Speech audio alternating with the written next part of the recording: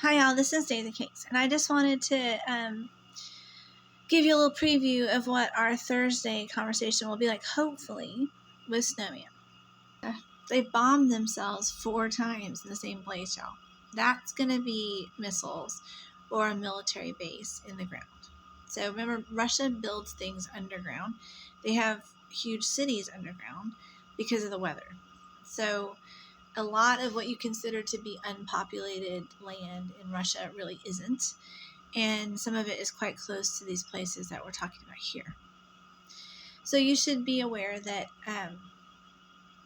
that means, and part of this Ukrainian conflict was actually to bring military presence closer to these areas because of all this. Remember that India now considers themselves to be South Asians, and that's been some time now, but I just recently learned about all this, but it's also significant to this.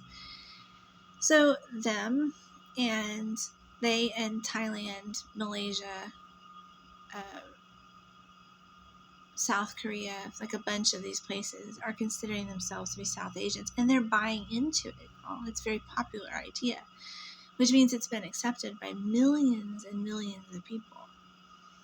And remember that in the United States, that in the world as general, just like in our Civil War, there's a North and a South kind of conflict, especially in what we used to call Eurasia, right?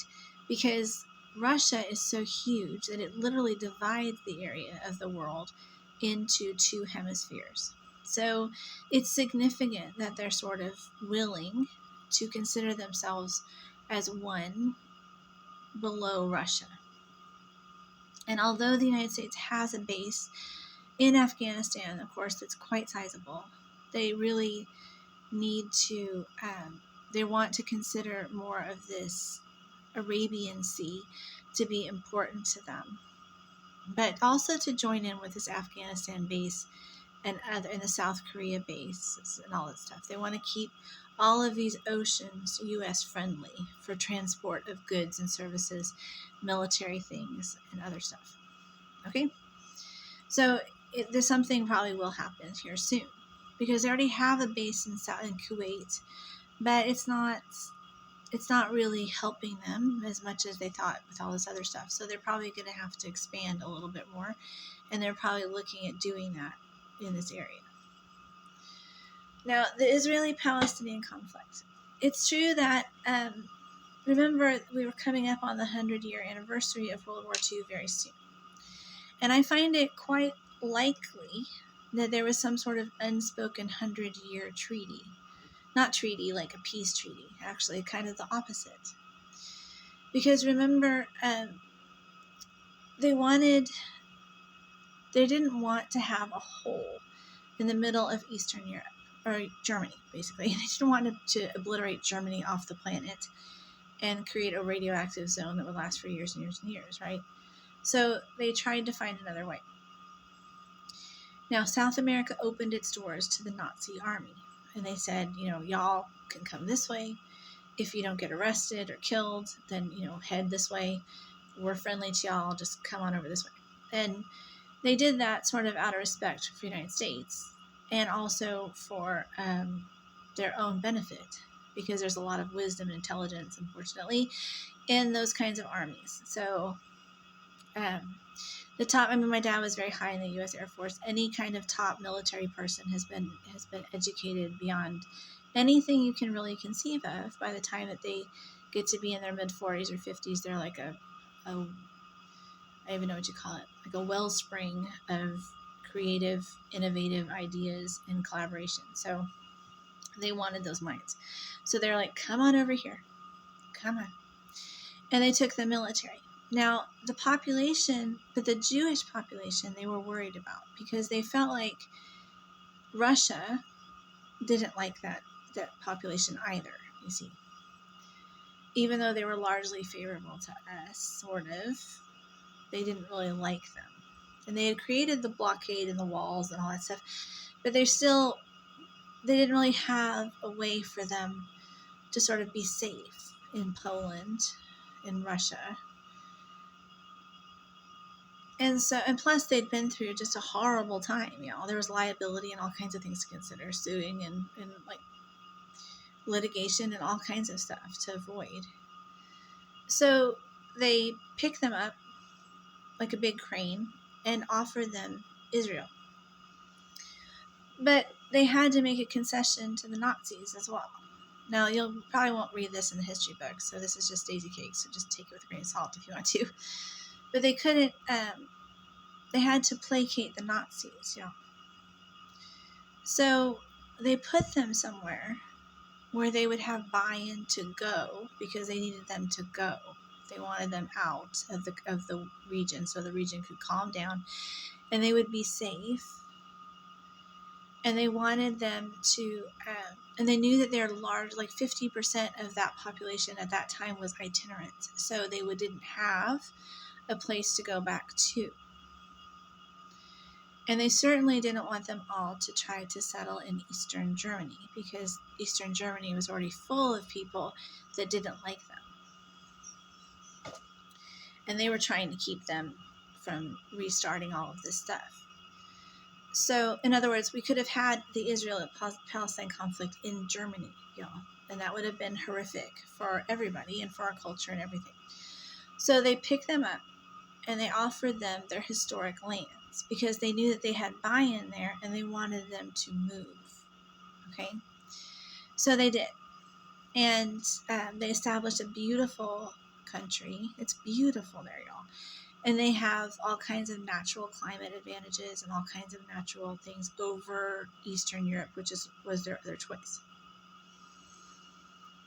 I was kind of surprised they didn't offer them like Bulgaria or Yugoslavia. I mean, one of those countries on the Mediterranean, because the climate is so hospitable and the region is so close to their families. But that was too close to the war-torn aspect of the eastern part of Europe, and so they went ahead and moved them a little bit farther away.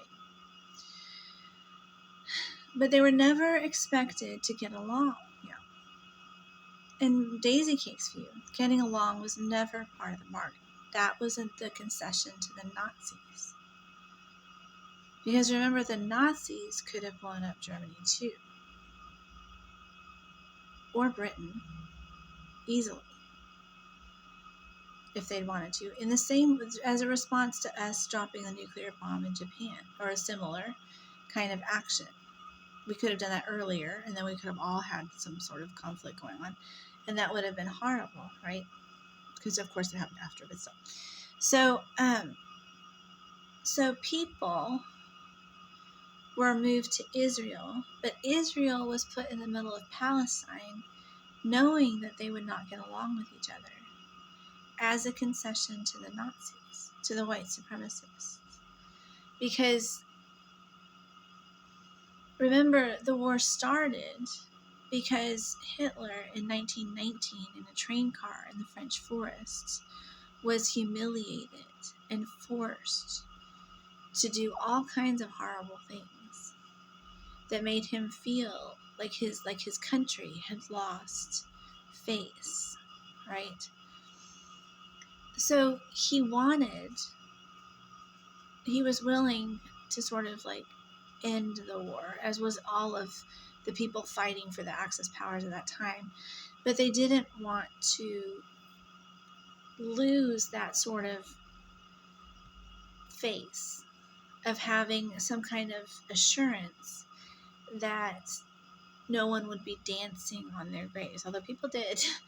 But I mean, that no one would dance on their graves. So eventually, and remember, all of these things are decided very quickly, but they happen very slowly. So eventually they created the Israeli state, and they put everybody there, offered it to people. They gave them incentives to move there. And the problem was that it was never intended to be totally a happy existence for the Jewish people. Because these people, part of conceding so that we didn't have World War III right away again, was to make sure that they would feel like it was a lesser thing. They would not be happy there, they would have harassment there and strife. I think, anyway. And we're coming up, and you'll notice that they've had lots of treaties. Norbert might be about to make a big noise, but they had lots of treaties there. Not treaties like you would have normally, though. Like, not actual treaties to end things, but sort of ceasefire this, or agreement on that, or sort of kind of, maybe this. But they're not actually, they haven't yet gone in and actually fixed it. They built walls and zones and things like that, but they haven't really fixed it yet. But we're coming up on the 100-year anniversary of it all. And Daisycakes wonders if maybe part of this 100-year plan that they had wasn't to eventually change the region a little bit permanently. So possibly what's happening here is part of that as well.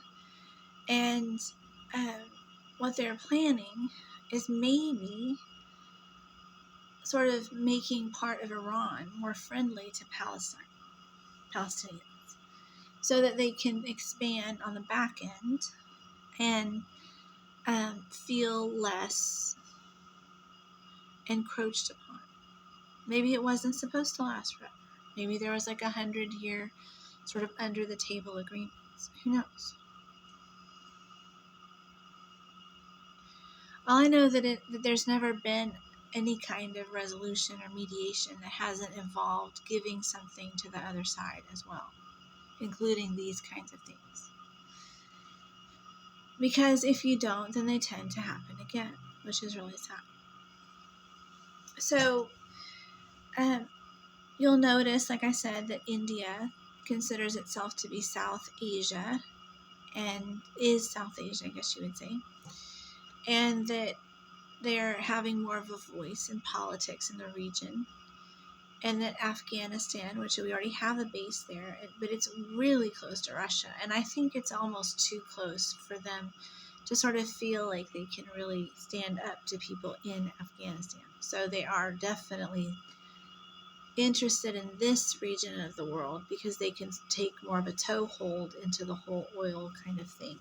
Because it looks like right now India is going to stand up for itself, which is nice.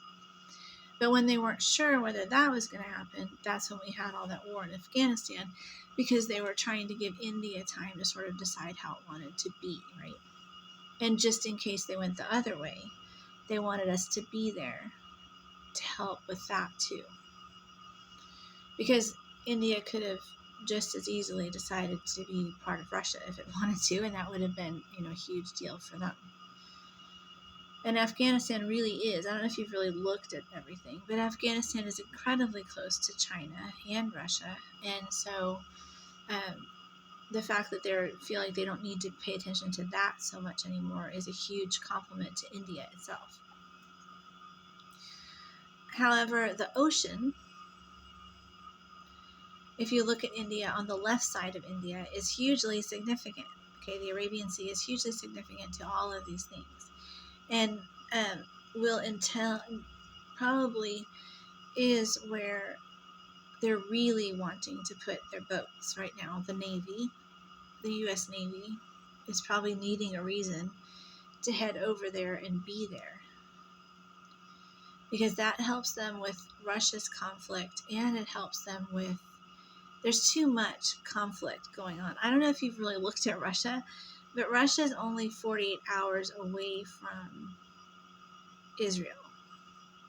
That's not a lot of space to have that much conflict going on at once in. And so it's likely that they also want to make sure that we can build some sort of temporary base in that area near Iran to be able to kind of keep an eye on things there. But I also think it has something to do with this 100-year anniversary of World War II coming up. I think people are nervous. I think people are wondering what that's going to be like and how it's going to affect things. Because we already had, 2019 was a big year because of that. And all the way up now, starting from 2017 all the way through to 2045 is going to be really significant, because as I've seen with my stalkers, there's a huge amount of people that are just driven by this whole anniversary aspect of life, y'all. I mean, I had a stalker that was killing my pets on the anniversary of me buying my house. So, I mean, people that are crazy don't really care about, they just think their thoughts and act. They don't really think about like what they're actually doing or whether it makes any sense at all. And so that's, at a small scale, it's a problem for Taylor Swift and I. And on a big scale, and Donald Trump, obviously, and other people, I mean, lots of people, it could happen to anyone this way. I'm not sure where Norbert's going because the light's in my face. Hold on 1 second. Do you have something? Okay. I thought he was like going to stand on nothing there for a second, but he's fine. So, but anyway, the point is, it doesn't matter. I'm not going after any individual people because I know they've already thought of all of these things. Thank goodness, because they have actual professional people that think of these things, whereas I'm just an amateur. But I can promise you that these years are very significant to history right now, because there's a lot of people that are just supremacists. They're not really even white supremacists, not all of them. And they're sort of Axis supremacists, people that wanted the people, like what would you call them? Totalitarian governments to rise again, basically, and become powerful again, and take over things again. And for people to prevail from these people that were living in South America and have, migrated from there to different places and are still fairly significant in the workings of things, are seen as like heroes and stuff to people from that region of the world and people that think like that. And this is the time when, they're motivated by these crazy delusions of reference and things, and they come out and they think other people think just like them. Yeah. And because it was a prosperous time in our country with steel, steel was like liquid gold back then. And the war machine kind of made the economy flourish. And so sometimes I think they're trying to get ahead of that feeling, of this sort of anniversary type feeling.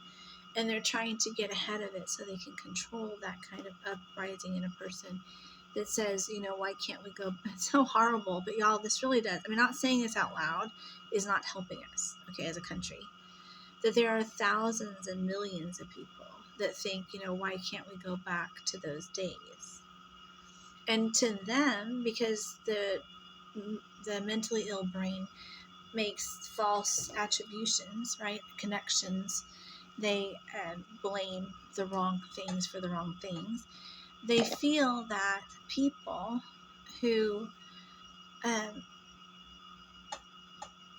how would you say? They think that the war, World War II, was caused on purpose by people. They feel like it was caused in order to promote a stronger economy in the world and to harness all of these things for massive amounts of production, basically. So we had the infrastructure, and we had we'd done everything we could do in our own country. And they wanted to take all of this micro production and turn it into a massive production machine that would be sending things all over the world, that would employ millions of shipping and cargo and big, huge barges and all kinds of oil production needed. I mean, just so many things go into a war machine. And they think they had the right idea back then, you see. And the problem is that they don't have the cause. So they're coming up with the same old cause that they always do, which is white supremacy again. Well, not white supremacy so much, but just, taking power from who has it now and giving it to someone else, basically. But it's frustrating to see. Did you know Russia, like I said, bombed itself 4 times? That's very significant. And that India, and remember, that's what I was going to say. All this started a long time ago, because remember when they did all the call centers in India and they had all the outsourcing of all the jobs? That was because they were seeing this in the future, when they were trying to build up India's infrastructure so that they could help in the region diplomatically and be a power, use all of their people to help themselves, kind of thing. And so that shows you that the business minds are the people to watch in all of this, and what decisions they're making with their money and the things that they're doing right now. And you'll notice that they're not investing in Israel or Palestine. And that's significant. It's not a failed situation, because I don't think it was ever supposed to last forever. But it shows that there's not a lot of economic confidence in the region, right? And that in wartime can be very severely punishing. It can be very awful. I mean, I don't know how to explain it. It almost does kind of mean that the situation has largely failed. And just like in your own home, you wouldn't let your kid continue to fight without doing something about it. They're not going to let Israel and Palestine continue along these lines forever. 100 years is long enough, right? And they're probably going to do something. One thing they could do in the future, if Iran continues to attack America, is take over part of Iran and give it to Palestine, thereby sort of like building a converted garage onto their house for their warring teenagers to sort of expand into and feel more like they have agency. Because the problem with Israel is those are their holy lands, right? So just like the Native Americans in the United States, they're unlikely to give them up. And remember how they solved that, y'all. The way they solved that was they made everywhere else so powerful that eventually they were taken over, which is terrible. So I assume that they're kind of thinking of doing the same thing here. In other words, while they're fighting, they're going to go behind them and take all of those lands so that the Palestinians become the Israelis. The Palestinians become the hole in the donut instead of the Israelis being the hole in the donut. And then what you're going to see, just like in a game of Othello, because Israel has the ocean, I think, pretty much, except for a tiny little piece, they're going to probably, unless it's the other way around, whichever, but they're going to go ahead and try to secure that for the military, I bet. Either some military. And it's going to become more of like I don't know how to explain it. Like, there's a lot of places in the United States where there's military bases built on the beach, right? And that section is a section that's strategically important for various reasons. Even though we don't think about it that way in the United States, it still is true that they take over strategic parts of the coastlines for the military. And I think that you're going to see that happen in Israel. And that could have been why they created Israel in the first place. But the current situation in Israel and Palestine isn't probably going to be allowed to continue forever along those lines, I think. And I'm sad to say it because, Israel turned out to be sort of an engine of tourism. This is kind of where I guess you would have to say that I'm more pro-Israel, actually, even though you wouldn't think about it realistically as a thing, but I try to go with the facts, okay? So I try to be centrist and not really pro one or the other. But I can certainly say, and I am being stalked by people that are part Arab, y'all. They're 50% Arab. The man in their lives is an Arab. So the patriarch in the family would be Arab, okay? So it's sort of relevant that I have to say that to you, but it doesn't really, I have had these views for years. So, but anyway, so one thing you can say is that most people want to see this resolved. But for some reason, they aren't really pulling out their relatives from the area. But you'll notice that they haven't really put a lot into the area. There's an engine of tourism. It's sort of like, it's like the kibbutzes and everything are sort of like we have, I don't know how to explain it because it's all built into the religion. It's a very important part of the religion. And the Israeli army are highly trained, specialized people. Some of them are more trained than their equivalents in the United States. So I'm definitely not putting them down in any way, shape, or form. Their methods are attractive to our military, and we could learn a lot from them. That could be also why they're doing this in a way.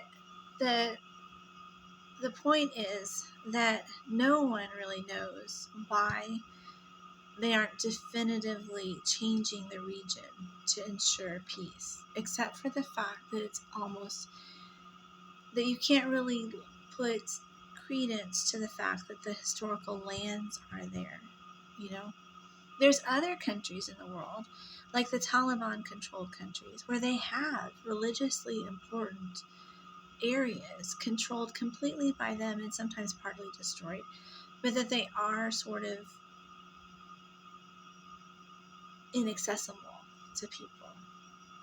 And the Christian religion here in the world is so powerful that they can't really internalize the idea that these lands could be inaccessible to them at some point in the future, right? And so they put the Israelis there sort of to keep from having that moment of, that's not there for you anymore. And that's why religion is such a huge proponent of warring in this country, in the world, because like Mecca, if you can imagine someone saying Mecca isn't available to you anymore, that would be dangerous for the whole world if that happened. But so what they've been doing is they've been creating the conditions of strife around these religious areas for Christianity to sort of wean us off of the idea that those areas are easily accessible to us, right? They make going to them very difficult. I don't know if you've ever been, but I haven't myself, I should say. But they make going to them very difficult. Some of them are sort of inaccessible already, and we're sort of weaning ourselves off of the idea that this is a place where we destine our tourism, right?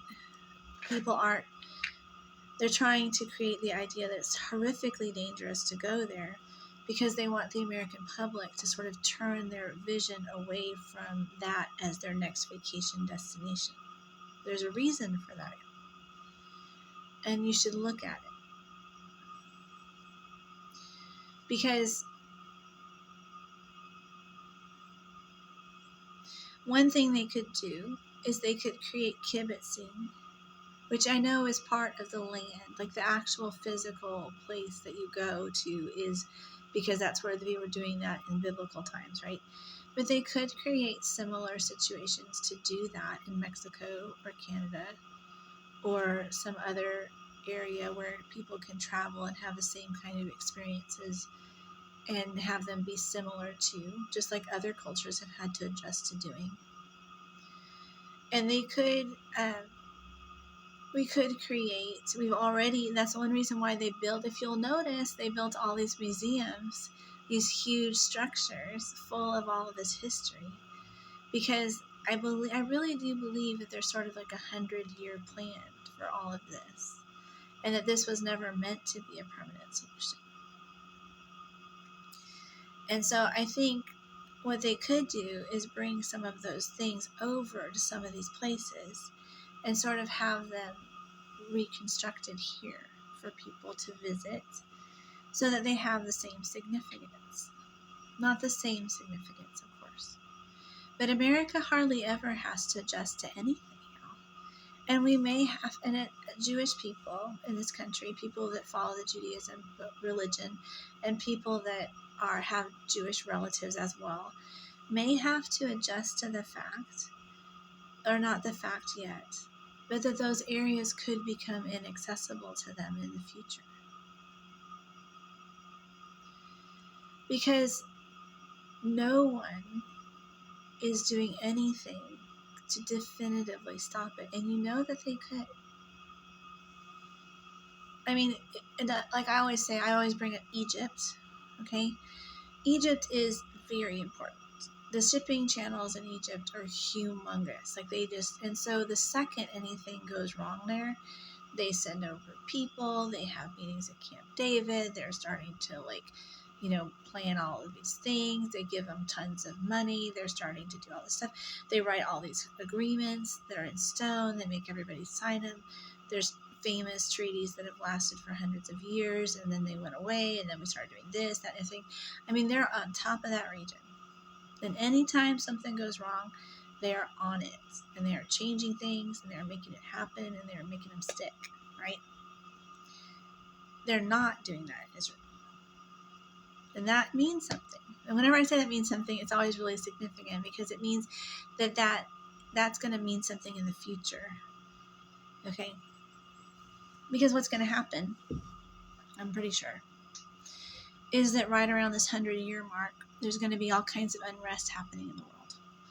And they're going to go into that region, and they're probably going to pull out the Americans or do something to make it safer. And this thing with Iran is kind of a stopgap, I believe, towards this 100-year mark of trying to get some more traction in that region that's definitive. And I hope that what it has to do with is maybe sectioning off part of this area of the world for Palestinians, so that they have more egress, so that they can feel more like they have something to focus on that's constructive, literally constructive, like buildable and sustainable and functioning in the world. And they won't feel so much like the donut part of the donut, which they really shouldn't. It's so funny. No one wants to be the hole in the donut. No one wants to be the donut. It's a bad situation. It's going to have to change eventually. And it's really sad that they have to change it this way, but that's probably the best way to do it now. And I feel sorry, because people that stalk people, they don't really think about what they're doing, Like, I feel scared even saying the word Donald Trump, because, although I may or may not vote for him, he's not anything that I consider to be a personal impact on my life or anything. But and if Joe Biden got elected, then I would say the same thing to him, that they should secure these monument-type buildings and try to keep them from becoming any more of a target than they already are. And I'm thinking about the structures themselves and not so much the people in them. Does that make sense? It's just his name is the same as the name of the building, and so that's why I brought it up. So I hope that makes some sense to you. I know it sounds crazy, y'all. One of the things I like about Rick Rubin, I think he's a genius, and Snowman and I really talk a lot about him, quite a bit. And he sort of sees patterns, where patterns don't exist, and he goes in and he makes them exist in music, and he creates the environment that lets people be creative. And I've always thought that way myself. Like, I see the ebb and flow to life as being very significant. And I see that the reason that things happen, it's not that history, people don't always understand this part. It's not that history repeats itself. It's that there's kind of a cyclical nature to everything in the world. And that nature creates these sort of like ebb and flow situations that reoccur in the world. Just like tides occur on the beach, or winds blow in the desert, okay?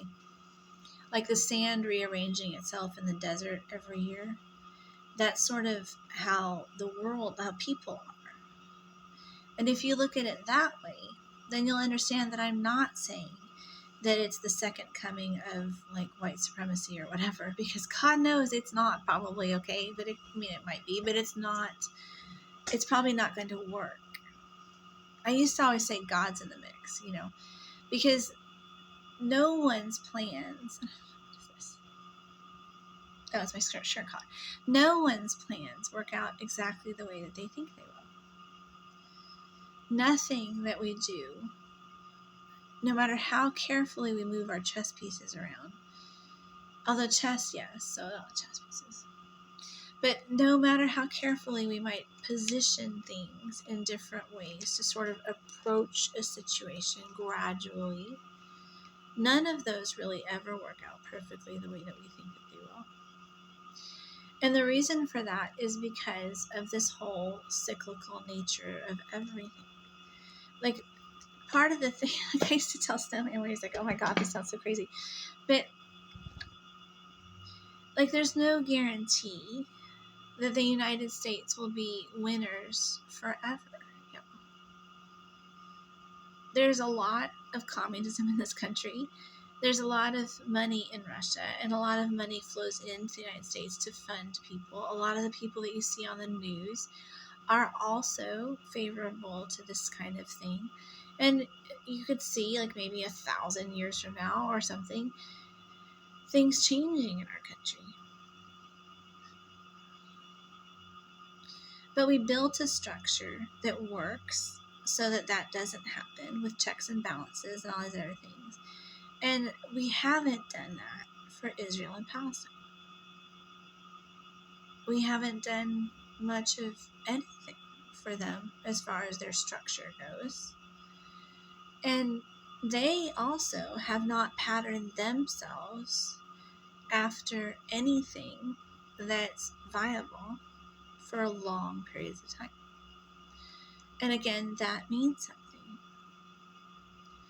So as we come close to this 100th anniversary of all of these different dates, now we're in kind of like the interim time after World War I, before World War II, as far as 100 years go, pretty much. And so, we have a little quote-unquote breather from all of these things. But that's what I was trying to say, is that the actual cyclical nature of the planet, like of atoms and moments and things like that, doesn't go by years, okay? And even though it's not set in stone that this was the day when this happened and this was the day when this happened, we know that all of these things were in progress all of the time, right? So even though it's not the 100-year anniversary of something, it is sort of the interim time when all this stuff was cooking. And there might be anniversaries that you and I don't know about, that these people know about and are kind of working towards themselves. So that's why they jump so quick on any kind of disruption in the United States, is because they know that nothing ever starts from nothing. It always starts after years and years of planning. And so it's really important to stay on top of any kind of chatter and things like that. But I find it interesting that that if it was Egypt, with Egypt's access to water and power, electricity, shipping channels and things like that, if Egypt was acting like Israel and Palestine, we would have settled that a long time ago. So why didn't they? Maybe they were planning to do it later.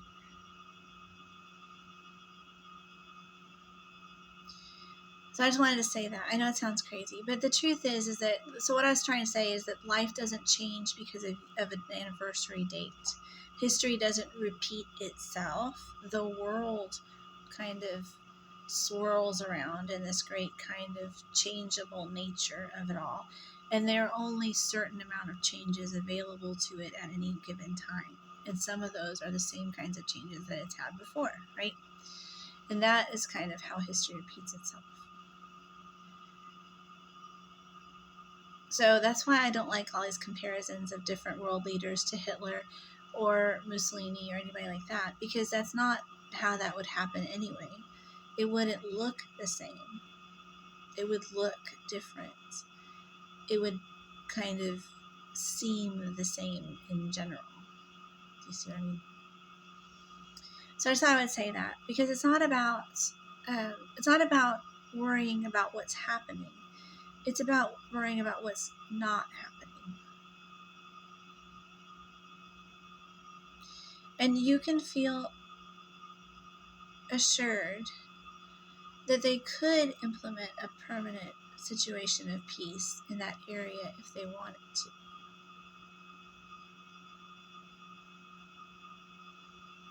That we've seen them do it before, like North and South Korea, for example, are lasting, Hong Kong and China, and just any kind of a number of situations where they did create a structure that was viable.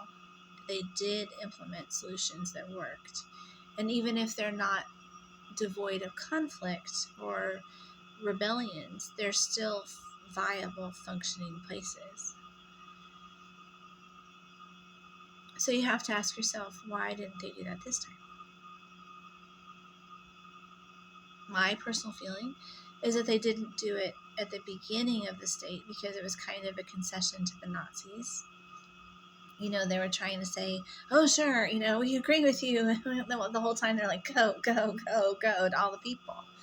But now they should be able to say, you know, it's time for something better to happen. So I just thought I would tell you that and see what you think about it and to put it out on there and see if it makes sense. Because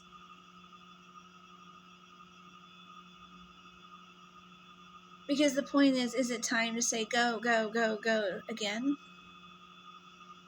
And if it is, where? And to which one? To which group of people? And if it isn't, then why aren't we going in and trying to establish a viable situation like they have in Hong Kong or like they have in South Korea or like they have anywhere else? And what's the reason for that? So thank you for watching. Please like and subscribe. And remember, I really don't have a dog in the hunt. So there isn't there isn't any solution that I'm looking for to this. There isn't any outcome that I'd like to see. There isn't any side that I want to win. I'm totally neutral. I'm just spitballing because I don't hear people saying these things. And we have so much to do in our own country that I think we kind of lose sight of the globalness of the world, especially under democratic administrations. But it's very easy to not see the progress that's been made in India, for example, in South Asia as a whole. And we have achieved that. So now we need to look at why we're not achieving that other places. It has to do with oil treaties. It has to do with placating different people outside the donut, but not too far outside the donut. And it has to do with World War II and the end of World War II and how they were able to ensure that the Jewish people would have a place to go and that we don't have a big hole in Germany.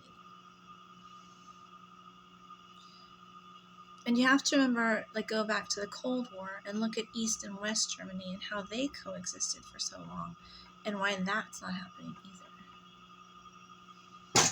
And you have to remember that a lot of places don't get to keep their religious lands. There's a lot of places right now that are pretty inaccessible to us. We might want to look at recreating them somewhere, not like a Mount Rushmore situation, but not unlike that either, and sort of have a location.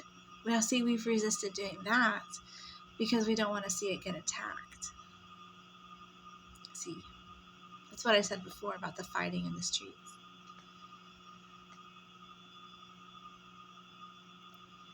But they could do something. There's a lot of land in Arizona and New Mexico. They could use that for kibitzing if they wanted to, too.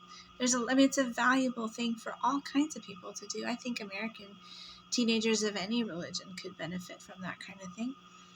Just like, I won't go into that part. But yeah, I do think that there's a lot of things you can learn from Israel that we don't have in our country, but we could implement a little bit of here and there. That would be kind of fun to see where they decide to do it. Maybe a local thing with the states. Maybe each state could have an area such as this kind of thing.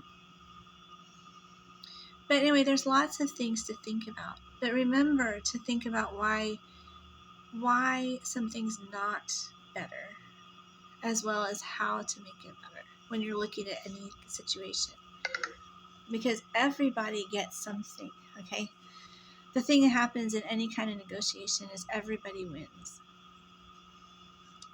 And remember that train car in that forest in France, and how many, many people died because of that train car. Many people, everybody took advantage. There was huge amounts of itinerant populations in every country in Eastern Europe. And they all pretty much got cleansed because they took advantage of the situation to do that. That's why, well, like I always say, I'll go into that some other time. But it's important to look at these things. Because there's places here in the United States, I keep getting these messages on my device from people that sincerely want there not to be Black people in this city that I live in right now. And they see it as possible, because it works, They tried to drive me out of my old city by making it economically impossible for me to stay. And they think that works. It's called ghost busting. And so, microcosm, you have to deal with all that, and that's where our country has focused most of its time and attention, is in looking at those kinds of conflicts inside our own country. But macrocosm, you have to look at that as well, because all of that hatred comes from this feeling of not being able to save face and be economically successful in your own towns, in your own communities, in your own situations.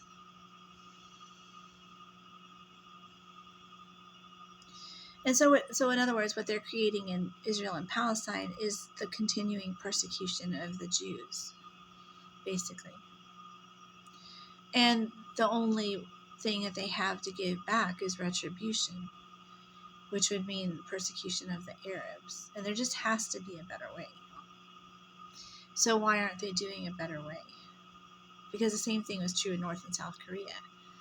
And they managed to sort of establish a better way there, but not without military action. And I'm not in favor. I am sort of conservative, and I understand the benefits that wartime brings to our country, but I'm not in favor of violent actions. I think they could do a lot more with diplomacy than they're doing right now. So they must have a reason for not doing that. And I think they could tell us more about what that is if they really wanted to. So thank you so much for listening. Please like and subscribe and continue watching. I appreciate you.